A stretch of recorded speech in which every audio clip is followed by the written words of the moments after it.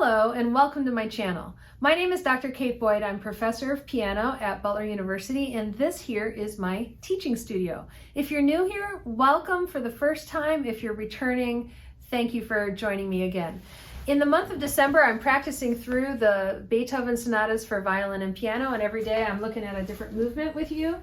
And so today I'm going to be talking about the first movement of the 7th sonata, which is Opus 30, number 2. It's in C minor, and it's one of the only 2 in this set of 10 that is in a minor key. 2, 3, 2, 3, 4. 2, 3, 4.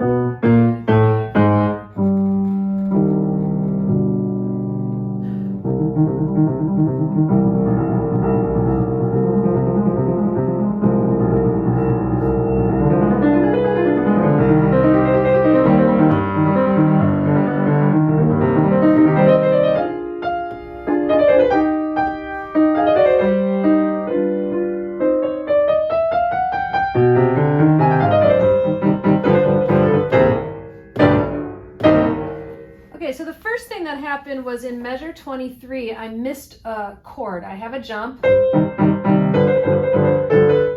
have to go from this trill. And it has to be voiced in such a way that it doesn't just sound like I'm hitting the piano. It has to be kind of elegant because the melody goes, it goes basically, so the way I'm going to practice that is I have to practice finishing the trill and making it to the chord in time to accurately be over it. So that's how I'm going to practice it. I'm going to do the trill and then freeze silently in place. And what I'm noticing is that I'm searching just a little bit. My hand isn't quite going there, so I'm practicing really popping into place. So.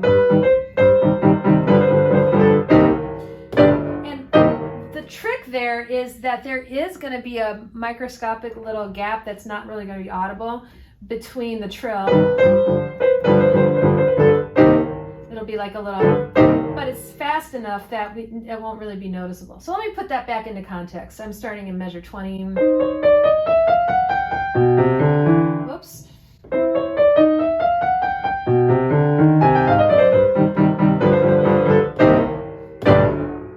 When you practice, you need to practice starting in random places. You might have noticed I started in measure 20. I'm not used to starting in measure 20, and so it took me a second. I had to fumble around a little bit and find my bearings. That's very good practice because you need to be able to not just start at the beginning of a phrase or at the beginning of the piece. You need to be able to just start anywhere. So I'm going to start in that spirit. I'm going to start in measure 19.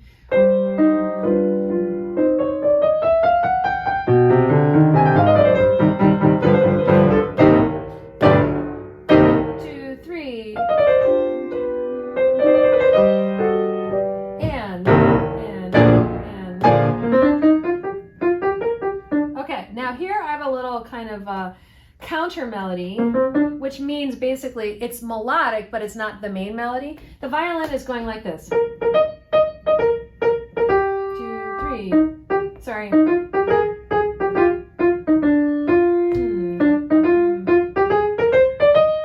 3. So anyway, I've got to do this, and it's marked sempre staccato, which means always staccato. And I know there's been some discussion on my channel about how to play staccato, and I am going to put together a video more complete about how to do staccato. But for now, in this particular instance of staccato, here's how I'm going to practice it. I'm going to play it smooth. I'm going to play it legato like this.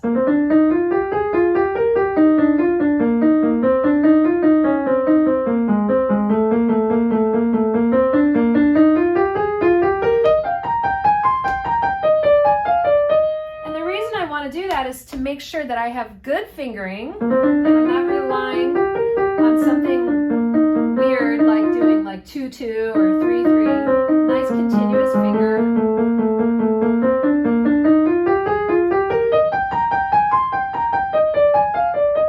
And I always tell my students that this kind of staccato is finger staccato, and it is more like legato than staccato the way that we might think. In other words, I'm not going to go, watch my hand, see how my hand is all bouncy? That's not how I'm going to play this. I'm going to just lift. I'm going to do more like legato, except lifting my fingers.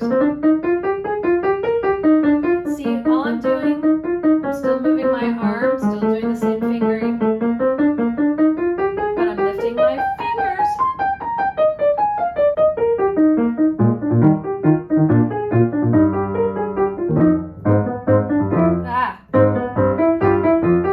This is a tricky little spot.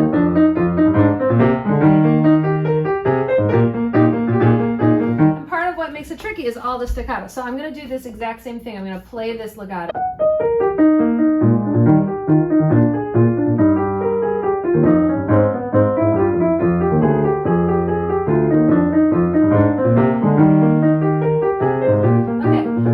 The right hand's legato and the left hand as printed, but I still want to make sure the left hand is solid. 1, 2, 3. 1, 2, 3. 2, 3. 2, 3. Good. Now I'm going to do that with the right hand.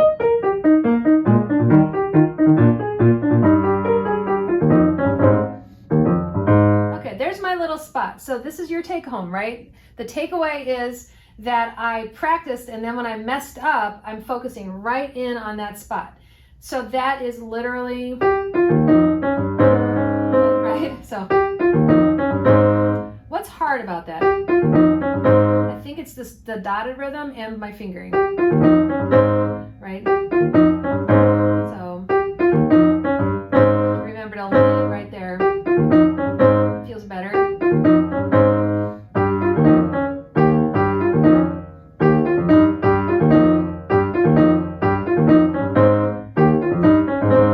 Okay, I'm going to go to the beginning of that measure.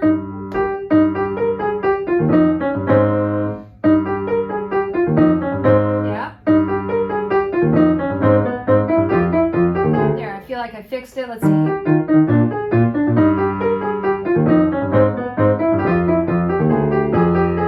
Time and go on.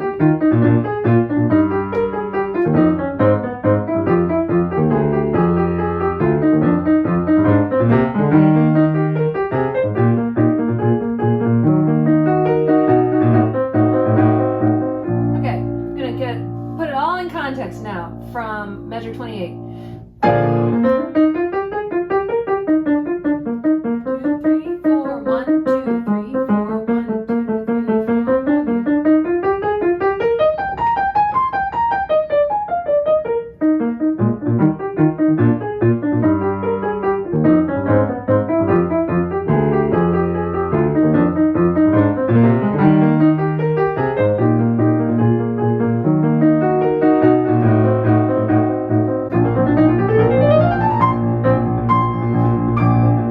There's a jump.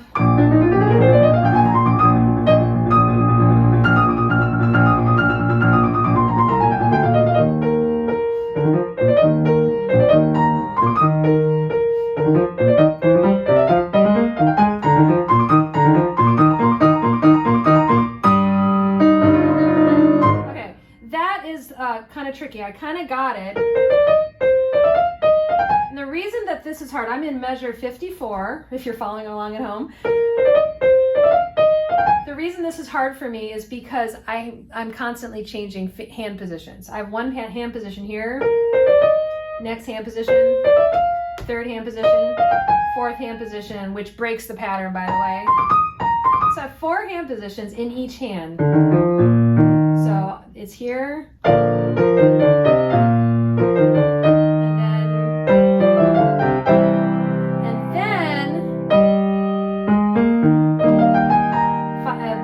and then the hands go apart. So basically I'm in a B flat major 5-finger pattern, a C major 5-finger pattern.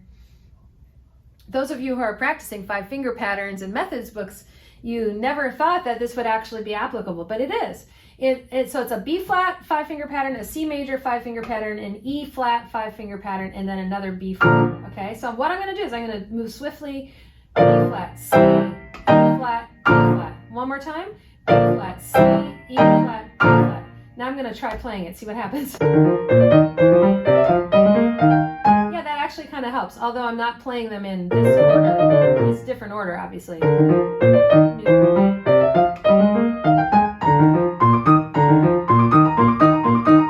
Okay, I think that's pretty good. Feels good, I mean.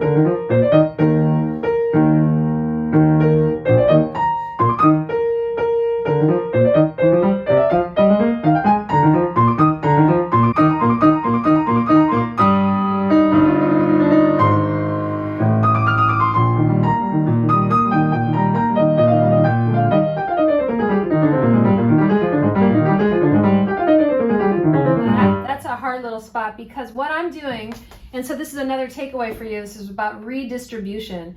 In 63, I'm taking that as an octave in the left hand, and then I'm taking the second beat as an octave in the right hand. So it's written like this. In one hand and then doubled in the other hand. But what I'm doing is I'm playing two notes time, so the hands are sometimes covering for each other. So I redistributed the notes from one hand to the other. Left has both, and right has both. Left, right. I did that because I find it easier than turning and twisting at that speed.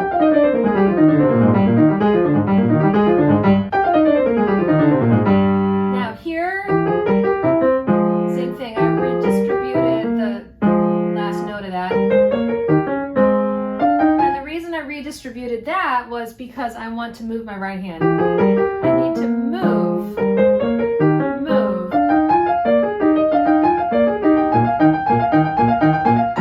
So I just have to practice that. So I'm going to repeat that several times.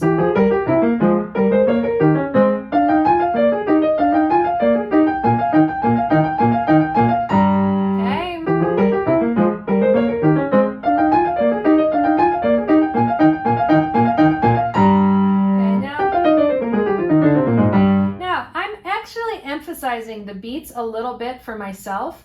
I hear this a lot in students. They play scales and there's no sense of where the beat is. So this is a takeaway for you. When you're playing scales, notice where the beats I'm feeling, and 2 and 3 and 4 and 1, 1, 3, 1, 3. The reason is because it starts here in the middle and it could so easily sound like 1.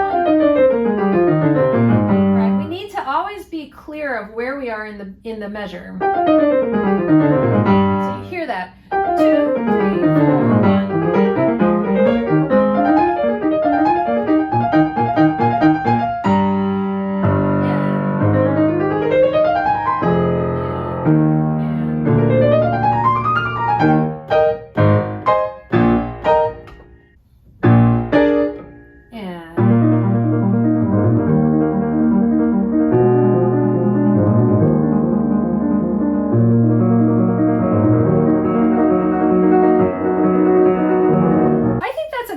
To practice together with you today.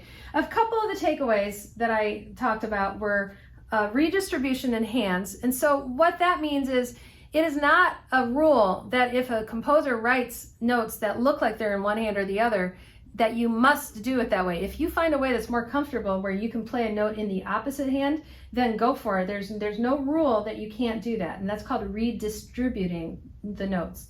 We also talked about we did some deliberate practice. You saw me start at a place where I messed up and go over that and then put it back into context and then continue.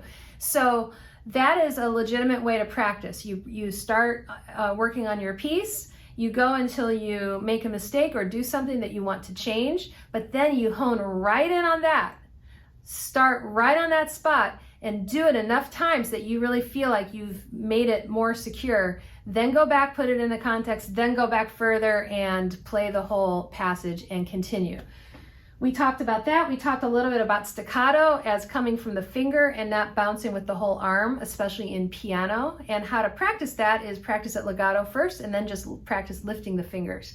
So those are some of the takeaways.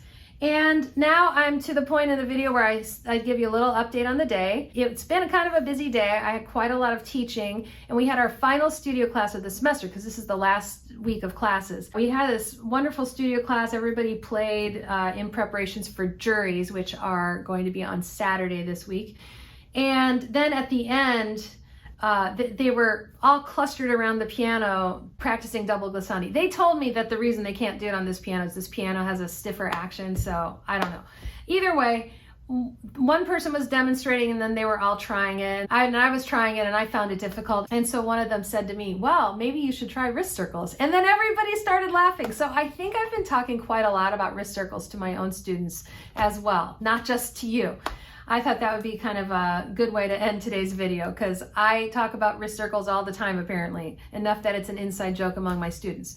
Thank you so much for practicing with me today. I will be back tomorrow to continue our journey through the Beethoven Sonatas for violin and piano. Have a great day and happy practicing.